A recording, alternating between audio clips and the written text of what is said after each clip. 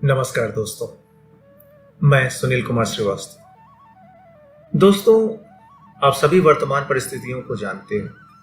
कैसे कोरोना नाम की महामारी ने सब कुछ रोक दिया। पूरा वर्ल्ड जो है दैट कम्स टू स्टैंड है और हम सबको विवश कर दिया कि हम अपने घरों में एक प्रकार से कैद होकर रहे। पूरी दुनिया ही थोड़े टाइम में पूरी तरीके से बदल गई। ये एक ऐसा दौर है दोस्तों जब हर इंसान एक दिमागी उलझन से गुजर रहा है।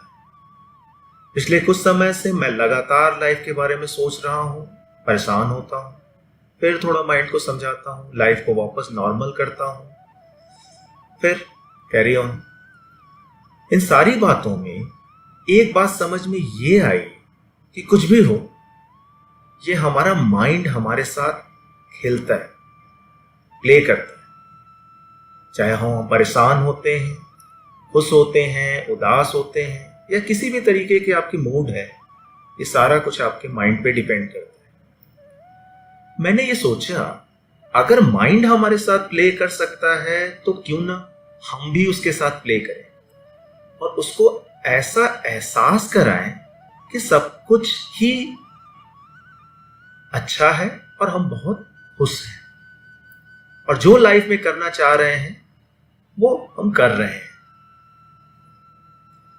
ये सोचते हुए मेरे मन में ये विचार आया कि क्यों ना ये बातें मैं आप लोगों के साथ भी शेयर करूं और लोगों के साथ शेयर करूं। एक दूसरे के साथ शेयर करने से हो सकता है कि हमें अपनी मंजिल या हमारे जो ऑब्जेक्टिव है उसको पाने में आसानी हो, हम उसको हेल्प कर सकें। ये बातें बहुत ही लंबी हो सकती हैं, तो डिसाइड किया कि मैं एक series play with your mind नाम से बनाऊं। आपसे रिक्वेस्ट है कि आप भी अपनी बातें कमेंट सेक्शन में जरूर शेयर करें। मेरे पोस्ट को सब्सक्राइब करें, मेरे चैनल को सब्सक्राइब करें, लाइक करें अगर आपको पसंद आता है।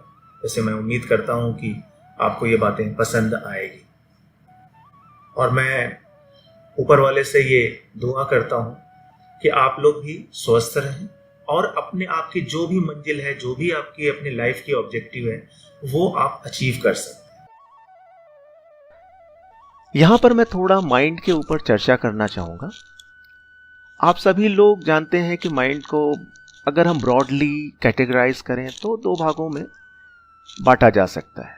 एक जिसे हम चेतन मन कहते हैं, कॉन्शियस माइंड, दूसरा अचेतन मन जिसको अनकॉन्शियस माइंड कहते हैं।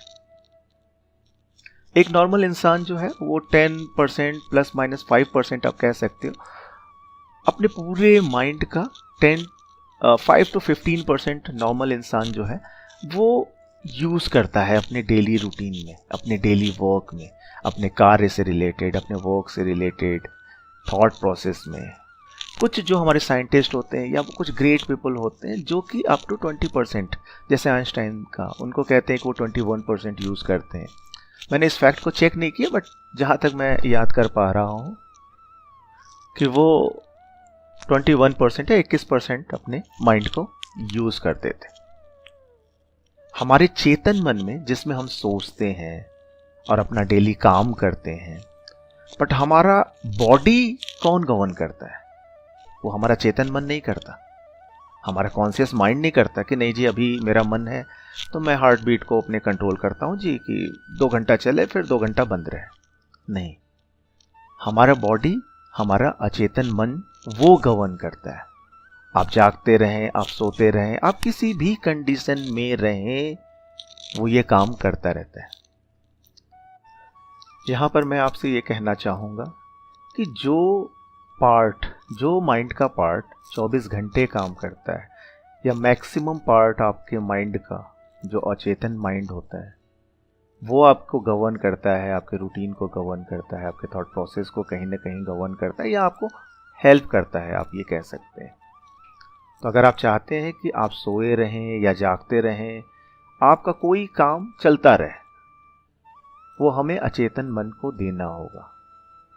जैसे आप ड्राइविंग सीख लेते हैं, एक सर्टेन टाइम के बाद आप देखते हैं कि आप बात कर रहे हैं या आप ड्राइव करते जा रहे हैं, बट आपने ये नहीं देखना होता कि अभी ब्रेक लगाना है, अब एक्सीलेटर देना है। ये अपने आप होता रहता है।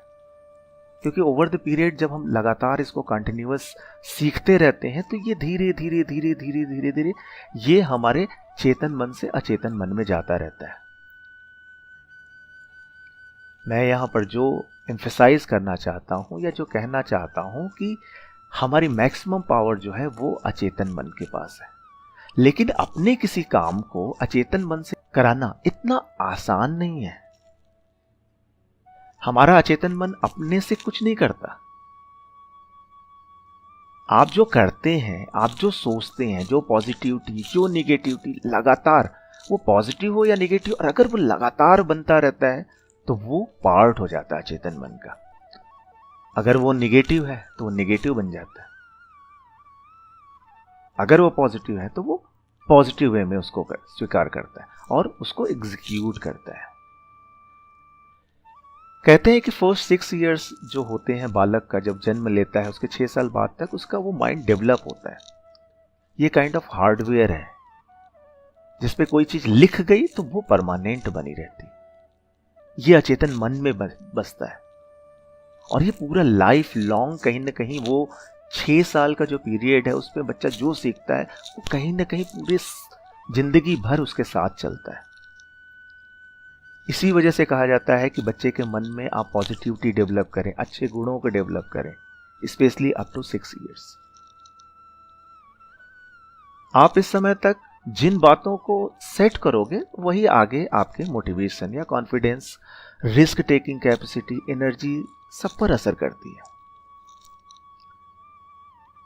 मैं आपको 2 स्टोरीज सुनाना चाहता हूं जिसमें एक तो काफी प्रचलित है, दूसरे का कहीं मुझे एक्सप्लेनेशन नहीं मिला, कहीं पे डिटेल नहीं मिला, लेकिन कहीं ना कहीं मैंने सुन रखा है।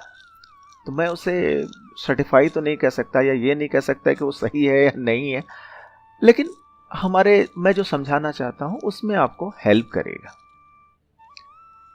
फर्स्ट स्टोरी में आप में से बहुत लोगों ने एलिफेंट चेन सिंड्रोम के बारे में सुना होगा। अगर नहीं सुना है तो आप जान जाएंगे। हम सभी लोगों को एलिफेंट के ताकत के बारे में तो पता है, हाथी के ताकत के बारे में, कितना असीम ताकत होती है उसे, ये हमें सभी को पता है। एक कहानी है कि एक आदमी राजाजी पार्क से गुजर रहा था। राजाजी पार्क एक बहुत बड़ा जंगल है जो कि एलिफेंट के लिए रिजर्व किया गया है। हरिद्वार, ऋषिकेश, देहरादून और शायद मसूरी तक ये फैला हुआ है। तो वो एरिया पूरा जो है वो एलिफेंट्स के लिए रिजर्व है। ये प्रोटेक्शन के लिए, एलिफेंट के प्रोटेक्शन के लिए बनाया गया है। तो ऑफ कोर्स वहाँ पे फॉरेस्ट रेंजर्स भी रहते हैं, फॉरेस्ट के एम्प्लॉइज भी रहते हैं और वहाँ पे वो लोग हाथियों की सहायता भी लेते हैं। जैसे जंगल में जाना हुआ, जंगल के देखना है जंगल में क्या एक्टिविटीज चल रही है, तो वो हाथी के ऊपर सवारी करके जाते हैं। तो ये रखवाली के भी काम आता है या सफारी के लिए भी आप कह सकते हैं काम आता है। तो वह आदमी जब जा रहा था तो उसने देखा कि एक बहुत बड़ा ह्यूज एलिफेंट एक जंजीर से बंधा हुआ है और हाथी चुपचाप खड़ा है, कोई कोशिश नहीं, कुछ भी उसे तोड़ने की कोशिश नहीं कर रहा है, वो वहां पे बंधा पड़ा हुआ है। उसे बहुत आश्चर्य हुआ कि इतना बड़ा हाथी, इतना ताकतवर हाथी ऐसे क्यों बंधा है। वो छोटी सी जंजीर उसका क्या कर लेगी, एक झटका दे टूट जाएगी। तो उसने वहां पे एक फॉरेस्ट का एम्प्लॉय था, उससे पूछा कि हाथी तो जंजीर तोड़ सकता है, फिर भी आपने इसे क्यों बांध रखा है? क्या आपको लगता है कि जंजीर से वो बंधा रह जाएगा? तो उस फॉरेस्ट एम्प्लॉय ने बहुत अच्छा जवाब दिया, बहुत ही खूबसूरत जवाब दिया कि बिल्कुल आप सही कह रहे हो, वो हाथी जब चाहे तब उस जंजीर को तोड़ सकता है, लेकिन वो ऐसा करेगा नहीं, क्योंकि उसको ये भी खुद ये नहीं पता है कि वो ऐसा कर सकता है या इस जंजीर को तोड़ सकता है। हाथी एक फॉल्स लिमिटेशन से बंधा है, उसे लगता है कि वो उसे नहीं तोड़ पाएगा। और ये सारी बातें आज से नहीं, बचपन से स्टार्ट होती है। जब वो छोटा था और ठीक से चल भी नहीं पाता था, उस समय उसे एक चेन से बांध कर रखा जाता था। उस समय वो छोटा था, इतना बड़ा चेन वो नहीं तोड़ सकता था। वो बहुत कोशिश करता था, लेकिन जैसे ही वो तोड़ता, कोशिश करता, उस पर उसको मार पड़ती या कुछ न कुछ उसको दंड दिया जाता। तो धीरे धीरे जब ये सिलसिला चलता रहा तो हाथी ने सोच लिया कि नहीं, ये तोड़ नहीं सकता और फालतू का व्यर्थ है कि इसको कोशिश की जाए और उसके बदले में उसको पिटाई हो या फिर किसी और अन्य तरीके से उसको प्रताड़ित किया जाए या परेशान किया जाए। धीरे धीरे धीरे धीरे वो हाथी बड़ा होता चला गया और एक बहुत विशाल हाथी बन गया। लेकिन उसके दिमाग में वो बातें आज भी घर की हुई है कि वो इसको नहीं तोड़ सकता, और अगर वो कोशिश करता है कामयाब तो होगा नहीं और उसे दंड मिलेगा। सेम हम इंसान भी ऐसे ही बिलीव या यूं कहें एलिफेंट चेन सिंड्रोम से बंधे हैं और अपने आप को हम एक इनविजिबल लिमिटेशन से बांधे रखते हैं। और यही नहीं, यही हम अपने बच्चों में पास ऑन करते हैं कि तुम ये नहीं कर सकते, तुम वो नहीं कर सकते, और बच्चे को लगता है कि जी ये कर ही नहीं सकते तो फिर फायदा क्या है। पर हम इंसान और जानवरों में एक बात में अलग हैं और शायद यही हमें उन्हें ब्रेक करती है कि हम अपने जो पास्ट है उसको ब्रेक कर सकते हैं। और हमें ये जरूर कोशिश करनी चाहिए। मैं दूसरे स्टोरी की बात कह रहा था कि दूसरा स्टोरी मुझे नहीं पता कि ये इसमें कितनी सच्चाई है, या हो सकता है ये किस्से कहानियाँ बहुत प्रचलित होती हैं हमारे उत्तर भारत में। अगर आप सुनेंगे तो बहुत से हर छोटी छोटी बातों पे आपको किस्से कहानियाँ मिल जाएंगे। किस्से कहानियाँ वो होते हैं जो शॉर्ट स्टोरीज आप कह सकते हो, या 3-4 पंक्तियों की कुछ ऐसी लाइन हो सकती है जिससे आपके ज्ञान की बातें मिले। ये कहानी हमारे एक प्रिय जानवर श्रीमान गधे जी के ऊपर है। हम सभी लोग अपने लाइफ में कभी दूसरों को या किसी ने हमें गधा जरूर बोला होगा। गधा एक सीधा जानवर है और अपने काम से काम रखता है, लेकिन लोग इस वजह से आपको गधा नहीं बोलते या आप उनको गधा नहीं बोलते। वो इसलिए बोलते हैं कि गधा कहीं ना कहीं थोड़ा बेवकूफ होता है या सोचता नहीं है। इस कारण से इस शब्द का यूज किया जाता है। वैसे इसका मतलब यह है कि गधा अपना माइंड यूज नहीं करता। खैर आइए कहानी सुनते हैं। कहते हैं कि गधा और जानवरों से थोड़ा अलग होता है। मतलब ये कि नॉर्मली सारे जानवर जो हैं वो जाड़े में तंदुरुस्त होते हैं, मोटे होते हैं, क्योंकि जाड़े में चारों तरफ पत्तियां रहती हैं, पेड़ पौधे रहते हैं, फल आते हैं, तो मैक्सिमम जो प्रोडक्शंस होता है वो आपके जाड़े में होते हैं। सारे जानवर उसे खाते हैं और वो तंदुरुस्त रहते हैं। इसके अगर विपरीत जाइए या इसके अपोजिट जाइए तो गर्मी में चिलचिलाती धूप रहती है, सारा चीज़ें जल जाती है, प्रोडक्शंस भी कम होते हैं। तो अगर आप कंपेयर कीजिए समर और विंटर में, तो आपको समर में चीज़ें ज़्यादा नहीं मिलती। बहुत मुश्किल से घास की अगर ज़रूरत होती है तो आप देखेंगे स्कैटर्ड वे में, थोड़ा यहाँ थोड़ा वहाँ, बहुत फैला हुआ होता है। तो गर्मी में जब गर्म हवा धूप के कारण सारे मैदान फील्ड सूख जाते हैं, तो गधा क्या करता है, जब स्टार्ट करता है थोड़ा सा यहाँ खाया, थोड़ा और आगे गया, फिर आगे गया, क्योंकि ज़्यादा तो घास होता नहीं है, उसका पेट भरता नहीं, वो खाते खाते जाता है। जब वो पीछे मुड़ के देखता है तो उसे लगा, ओह मैंने इतना घास खा लिया, कहां से चला था और यहां कहां तक चला आया। और जब वो ये देखता है कि वहां से शुरू किया और यहां तक खाते चला आया, उसका माइंड खुश हो जाता है कि आज तो भाई तबीयत भर के खाया, खूब खाया, उतनी दूर से इतनी दूर तक मैं घास खाया। और यहां पर ये संकेत जो है, ये खुशी जो है उसके माइंड पे जाती है, माइंड यहां असर करती है और गधा मोटा होता है। पता नहीं होता है कि नहीं, बट यहां पे आप ये जानना ज्यादा जरूरी है कि उसकी जो हैप्पीनेस है वो उसके माइंड पे जाती है और उसका माइंड खुश होता है और उस माइंड से उसके बॉडी में एनर्जी, या वो मोटा होता है।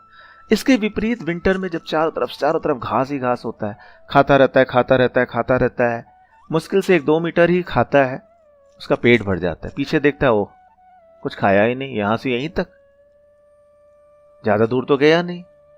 ये सोच के लगता है कि मन नहीं है आज ज़्यादा खाने का, और यहाँ पे उसको एक विपरीत संकेत जो है उसके मस्तिष्क या उसके माइंड पे जाता है और वो कहीं ना कहीं दुखी रहता है, और इसके रिजल्ट की वजह से वो दुबला होता है। देखिए, इस कहानी को दिल से मत लीजिएगा, क्योंकि इसकी प्रामाणिकता मैं साबित नहीं कर सकता या इसका कोई प्रूफ नहीं है। लेकिन यहाँ पे जो समझने की चीज़ है, चाहे वो एलिफेंट सिंड्रोम की बात कहें या यहाँ पे डंकी सिंड्रोम की बात कहें, दोनों के केस में एक ही चीज़ इम्पॉर्टेंट है, और वो है माइंड। माइंड हमेशा चलता रहता है। अगर आप कंट्रोल नहीं करोगे तो वो आपको कंट्रोल करेगा। इसलिए मैं आपसे विनम्र निवेदन करूंगा कि आज से ही आप अपने माइंड को समझना स्टार्ट कीजिए और उसको कंट्रोल करना स्टार्ट कीजिए। ये प्ले विद योर माइंड का सीरीज का फर्स्ट पार्ट है। मैं आगे धीरे धीरे कुछ फैक्ट्स लेके आऊँगा। हो सकता है इससे हमें ये समझने में आसानी हो कि हम कैसे अपने माइंड को कंट्रोल कर सकते हैं, कैसे अपने जीवन को हम संपूर्णता की ओर ले जा सकते हैं, या कैसे खुश रह सकते हैं। लाइफ एक ही तरीके से संपूर्ण हो सकती है, और वो है जब आप खुश रहते हैं। धन्यवाद दोस्तों। उम्मीद करता हूं मेरा यह सेशन आपको पसंद आया होगा। Play with your mind session 1। इस पूरे कहानी को सुनने के लिए आपका बहुत बहुत धन्यवाद। Thank you. नमस्कार।